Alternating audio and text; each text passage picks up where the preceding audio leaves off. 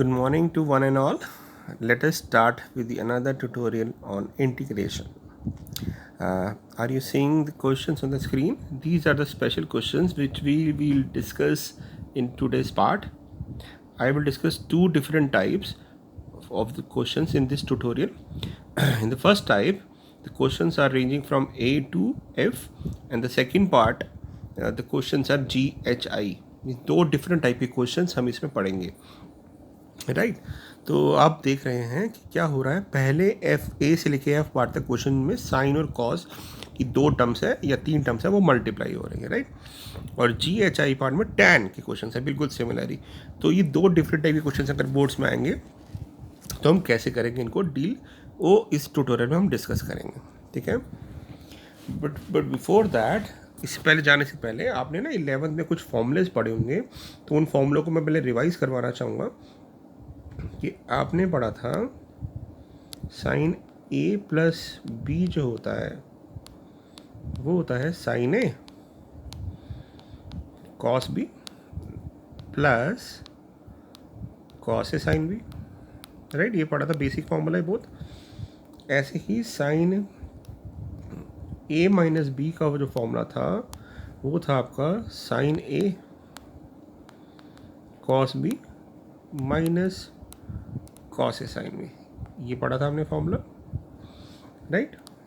तो अगर मैं इन दोनों फॉर्मूलेस को ऐड कर दूंगा तो ऐड करने पे क्या होगा, हमारी दो टर्म्स कैंसिल आउट हो जाएंगी, तो ये टर्म दो बार आ जाएगी, है ना। तो हमारे पास एक फॉर्मूला बन जाएगा 2 टाइम्स साइन ए कॉस बी, क्योंकि ये दो टर्म दो बार ऐड हो जाएगा ये, और equal to sine A plus B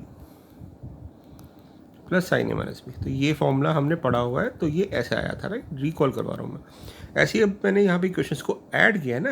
अब आप ऐड मत करो, सब्ट्रैक्ट करो, तो सब्ट्रैक्ट करोगे तो साइन चेंज हो जाएगा। इस बार ये कैंसिल आउट हो जाएगा, ये दो टर्म्स आ जाएंगी, तो 2 times cos A sine B equal to हो जाएगा sine of A plus B minus sine of A minus B.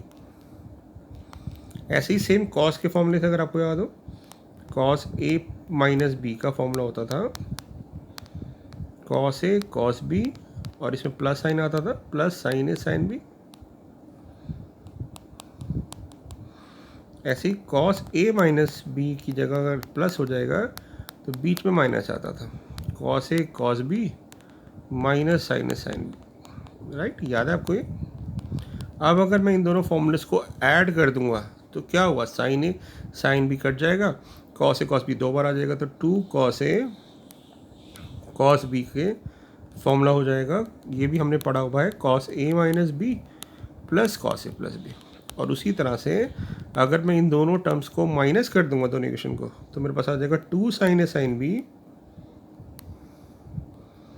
Equal to cos of A minus B minus cos of A plus B. तो ये चार फॉर्मूले इन type के questions में लगेंगे जो first A to F part था, right. तो आपको ये चारों फॉर्मूले एज रिजल्ट याद रखने हैं, और मैंने आपको इसका तरीका भी बता दें कैसे आए थे। तो बाई चांस अगर आप भूल जाएँ, कंफ्यूज हो जाए, तो आप फटाफट इसको डराइव कर सकते हैं, कोई मुश्किल नहीं है। देखिए मुझे 2 मिनट भी नहीं लगे इसको सॉल्व करने के अंदर, right.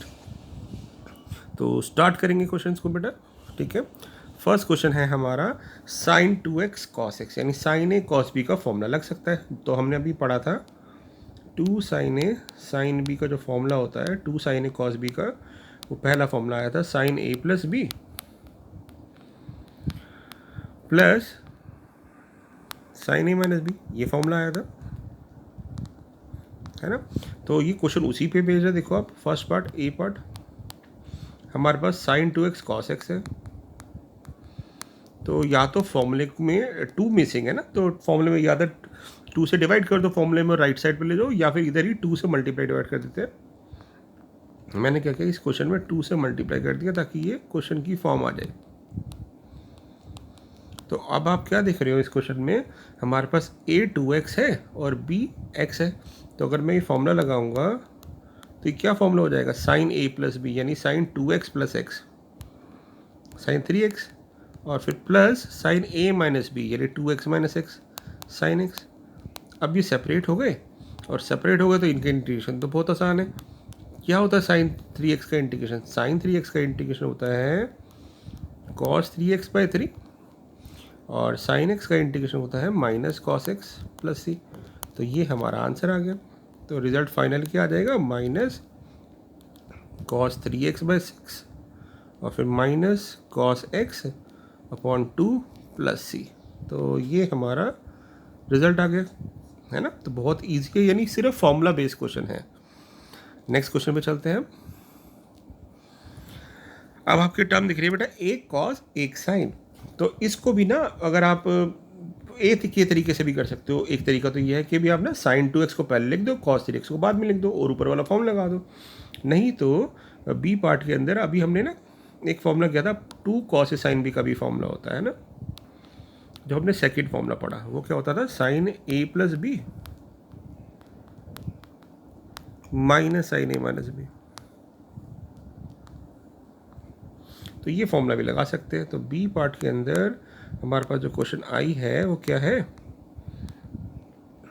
cos 3x into sine 2x। तो फॉर्मूला बनाने के लिए पहले मैंने क्या किया, इसको 2 से डिवाइड कर दिया और 2 से मल्टीप्लाई कर दिया। कर सकते हैं, कोई मुश्किल नहीं है ना। अब फॉर्मूला जब लगाएंगे तो बेटा ये 3x है a है और 2x हमारा b है, क्योंकि साइन के साथ है। तो फॉर्मूला क्या कह रहा है? फॉर्मूला कह रहा है आपका आंसर आना चाहिए साइन a प्लस बी, यानी sine a plus B means 3x और 2x, sine 5x minus sine a minus B यानी साइन x। और अब इसको आप इंटीग्रेट कर देंगे तो साइन 5x का इंटीग्रेशन हो जाएगा माइनस कॉस 5x/5 और यहाँ पे हो जाएगा plus cos x plus C. तो आप यहाँ भी छोड़ सकते हैं आंसर, और नहीं तो 2 से मल्टीप्लाई डिवाइड करके भी कर सकते हैं। यानी इसको आप ये भी लिख सकते हैं cos 5x/10 plus cos x/2 plus C. तो ये भी एक तरीका हो सकता है सॉल्व करने का। ठीक है, क्लियर है आपको? करें क्वेश्चन अब आगे। ओके, अब सी पार्ट पर चलते हैं। अब दोनों कॉस की टर्म है, तो दोनों कॉस के में कौन सा फॉर्मूला लगा था? Third formula 2 cos a cos b में फॉर्मूला लगा था cos of a minus B plus cos of a plus B. ये भी फॉर्मूला भी हमने डराइव किया कह सकते हैं, या फिर लर्न किया। तो अब जो अगला क्वेश्चन है उसमें मैं क्या करूँगा, इसको 2 से मल्टीप्लाई डिवाइड कर दूंगा।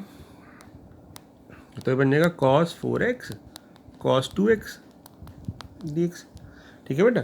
अब जब आप कंपेयर करेंगे तो a हमारा 4x आ रहा है और b 2x आ रहा है। तो मैं अगर मैं ये फॉर्मूला लगाऊंगा तो मेरे पास क्या हो जाएगा? ये हो जाएगा cos a माइनस बी यानी 4x माइनस 2x यानी cos 2x, और फिर अगले में हो जाएगा दोनों का सम करेंगे a प्लस बी, तो ये बन जाएगा cos 6x। अब आप इसका इंटीग्रेट कर दो। तो cos 2x का जो इंटीग्रेशन होता है वो साइन होता है बेसिकली cos का, तो साइन 2x आ जाएगा और फिर 2x का डेरिवेटिव 2, यहाँ पे भी साइन 6x होगा और फिर डिवाइड कर देंगे 6 से, तो प्लस सी। यानी मेरे पास आंसर आ गया sine 2x/4 plus sine 6x/12 plus C. तो ये हमारा आंसर हो गया, है ना। तो बहुत इजी है, सिर्फ फॉर्मूला बेस्ड हमें क्वेश्चंस को याद रखना है, फॉर्मूले से याद रखने हैं आपने। अब चलते हैं डी पार्ट के अंदर। डी पार्ट क्या है? Sine 5x sine 3x। अब आपको क्या याद रखना है कि ये जो पार्ट है डी, इसमें कौन सा फॉर्मूला लगेगा? 2 साइन ए साइन बी। क्या फॉर्मूला था? cos a minus B minus cos a plus B. और भूल रहे हैं तो फॉर्मूला ड्राइव कर सकते हैं। और एक चीज़ ना ऐसे भी हिंट मिलती है, अगर दोनों सेम टर्म हो, यानी दोनों cos दोनों साइन, तो सेम टर्म cos के फॉर्मूले में आएगी, और दोनों डिफरेंट टर्म हो, एक साइन एक cos, तो cos साइन के फॉर्मूले से आएगी। तो उससे भी कर सकते हैं, ठीक है, ध्यान रखने के लिए। तो अब जो क्वेश्चन है उसमें मैं कर रहा हूँ 2 से डिवाइड, 2 से मल्टीप्लाई, तो ये बन गया 2 साइन 5x साइन 3x। अब उसके बाद क्या करें, फॉर्मूला लगा देते हैं। तो 5x हमारा a हो गया और कंपेयर करेंगे जब, और 3x b हो गया। तो फॉर्मूला कह रहा है कि भाई cos a माइनस b करो, तो cos 5x माइनस 3x करेंगे तो cos 2x हो जाएगा। फिर फॉर्मूला कह रहा है कि cos a प्लस b करो, यानी 5 प्लस 3 करो, कर दिया। अब इसको आप इंटीग्रेट कर दो, तो cos 2x का इंटीग्रेशन हो जाएगा sin 2x/2 और इसका हो जाएगा sin 8x/8। तो फाइनल आंसर क्या आ जाएगा हमारा, अगर हम ब्रैकेट को ओपन करेंगे तो sin 2x/4 minus sin 8x/16 plus c, और ये हमारा आंसर हो गया। डन। अब चलते हैं ई पार्ट पे। ई पार्ट क्या है, ई पार्ट है cos x cos 2x cos 3, तीन आ गए। तो क्या करेंगे हम, इसमें स्टार्ट करते हैं बेटा ई पार्ट। तो हम ना पहले इसको 2 से मल्टीप्लाई डिवाइड कर देंगे, तो यहाँ पे हमारे पास आ जाएगा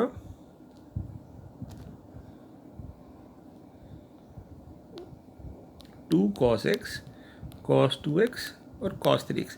यानी अब हम क्या करेंगे, एट अ टाइम दो में फॉर्मूला लगा देंगे, ठीक है, दो में फॉर्मूला लगा देंगे।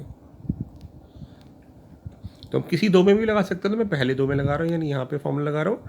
तो 2 cos a cos b का फॉर्मूला था आपके पास cos a माइनस बी, यानी x में से 2x माइनस करेंगे तो आ जाएगा cos माइनस x, और cos माइनस थीटा हमारा cos थीटा होता है, आपने 11th क्लास में पढ़ा था।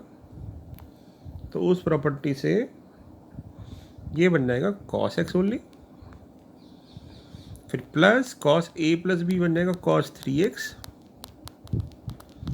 अब आप जो रिजल्ट आया उसको दोबारा ओपन कर दो, तो यानी हमारा जो आई है वो क्या बन जाएगा 1/4। अब मैं फिर से ना 2 से मल्टीप्लाई कर रहा हूँ, तो ये बन जाएगा 2 cos x cos 3x, और ये बन जाएगा 2 cos 3x cos 3x।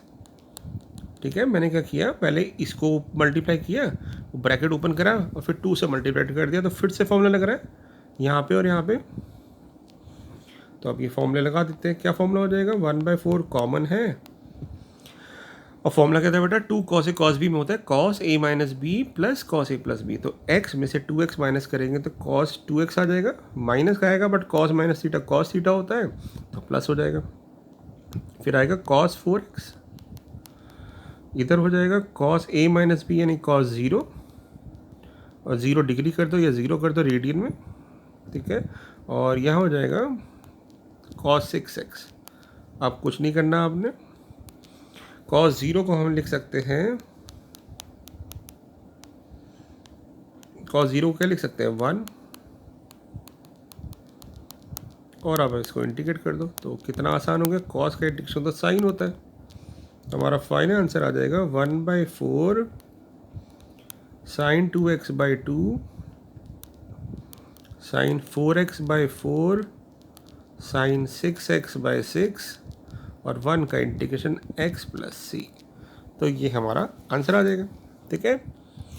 ऐसे ही क्वेश्चन बनता है अगला sin 2x sin 4x sin 6x। तो फिर से वही बेटा, वही दो में पहले हम ना फॉर्म लगा देंगे। तो मैंने क्या किया, 2 से मल्टीप्लाई कर दिया। इसमें ना आप कोई भी ले सकते हो, तो मैं ऑर्डर में ले लेता हूँ, पहले दो टर्म्स एक साथ ले लेता हूँ कि मल्टीप्लाई है तो इसको ब्रैकेट में लग कर लेते हैं। अब 2 sin a sin b का फॉर्मूला में क्या होता है, लगता तो cos की टर्म में ही है cos a minus B, but बीच में माइनस आ जाता है, तो यानी ये बन जाएगा cos a माइनस बी यानी cos of 2x minus 4x cos minus 2x, तो cos 2x हो जाएगा, बट बीच में माइनस आ जाता है, minus cos a plus B यानी cos 6x हो जाएगा। अब क्या कहता है, बिल्कुल सेम पिछले वाले क्वेश्चन की तरह है ये। क्या करेंगे, अब पहले 2 से मल्टीप्लाई डिवाइड कर देंगे और फिर ब्रैकेट ओपन कर देंगे, तो ये बन जाएगा 2 cos 2x sin 6x minus 2 cos 6x sine 6x।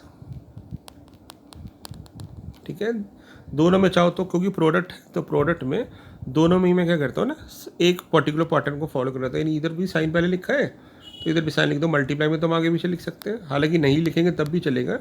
तो मैंने बट एक पैटर्न फॉलो किया, इसे एक ही फॉर्मूला ध्यान रहेगा आपको।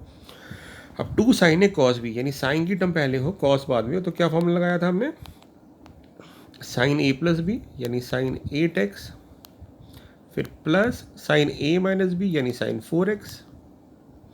यहाँ चलते हैं, यहाँ क्या लगाएंगे, same formula, sign A plus B यानी sign 12x, sign A minus B यानी साइन 0।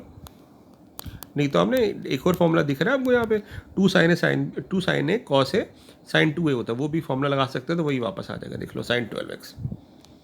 अब इसको हम इंटीग्रेट करते हैं, तो साइन 8x का इंटीग्रेशन होगा बेटा माइनस कॉट 8x/8, क्योंकि ना साइन का इंटीग्रेशन माइनस कॉस होता है और एंगल से हम डिवाइड कर रहे हैं। इसका हो जाएगा माइनस कॉस 4x/4, और ये ऑलरेडी माइनस है तो ये आ जाएगा आपके पास माइनस कॉस 12x/12, और साइन 0 तो 0 होता है इसलिए छोड़ देंगे। तो फाइनल आंसर आ गया हमारे पास, क्या है, फाइनल को ना मल्टीप्लाई करके लिख देते हैं, तो आ जाएगा cos 12x/48 minus cos 4x/16 minus cos 8x/32 plus C. ठीक है, तो ये हमारा फाइनल आंसर आ गया। तो इस टाइप से क्वेश्चन आप कर सकते हैं, और एनसीईआरटी की 7.3 में ऐसे बहुत सारे क्वेश्चन मिल जाएंगे आपको ट्राई करने के लिए। अब आता है कि नेक्स्ट टाइप, ये अगली टाइप है, मैंने इसी में इंक्लूड कर लिया बिकॉज ज़्यादा क्वेश्चन नहीं बनाएंगे इसके।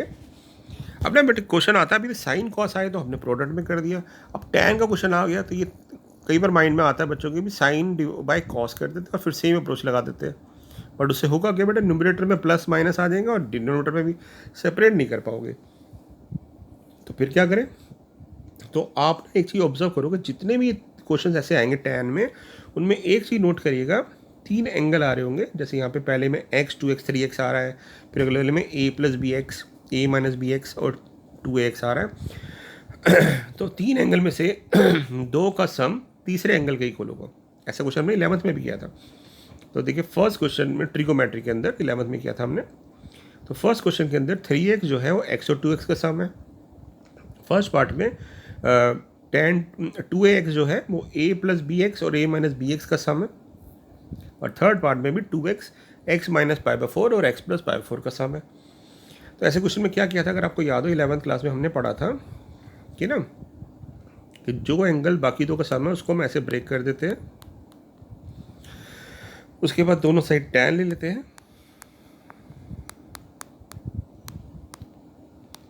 राइट साइड पे हम tan a + b का फॉर्मूला लगा देंगे,